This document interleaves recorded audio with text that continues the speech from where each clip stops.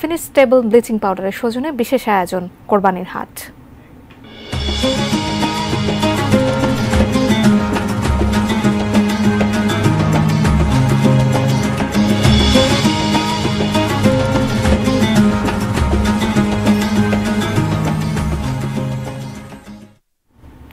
রাজধানীতে শুরু হয়েছে কোরবানির পশুর হাট। শুরুর দিনে কতটা জমজমাট হলো পশুর হাট সে খবরই মেরাদিয়া হাট থেকে জানাচ্ছেন সহকর্মী শফিকুল হক।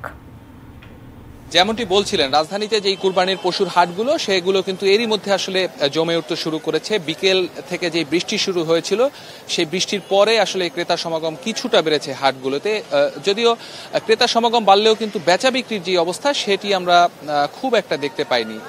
চাহিদার তুলনায় বেশি গরু থাকলেও দামের যে তারতম্য সেটি কিন্তু আমরা দেখতে পেয়েছি যে ছোট বা মাঝারি আকারের যে গরুগুলো সেগুলো তুলনামূলক কিছুটা বেশি দাম হাঁকা হচ্ছে ব্যবসায়ী যারা রয়েছেন তাদের পক্ষ থেকে। আমি গরু নিয়ে আসছি 22টা ভাই।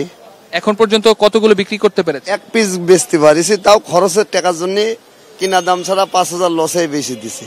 বেচা কিনা তো আমরা আশা করছিলাম আজকের থেকে হবে, কিন্তু বৃষ্টির কারণে তো দেখছেন তো পানি এতলা গাবলা দিয়ে সেকলাম, সেই কি এখন এই পরিস্থিতি, মানে গরু নিয়ে খুবই কষ্ট, মানে বেচা কিনা এবছরে খুব একটা ভালো না।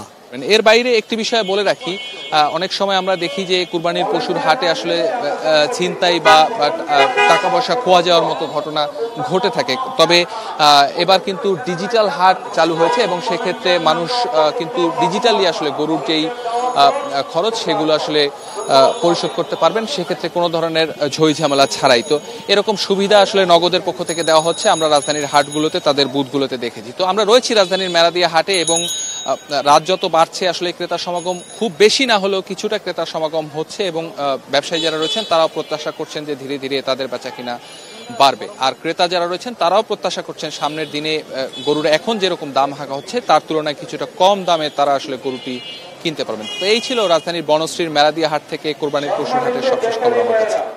একের পর এক বউ আমাকে ছেড়ে চলে যাচ্ছে, বাবা আমাকে বাঁচান।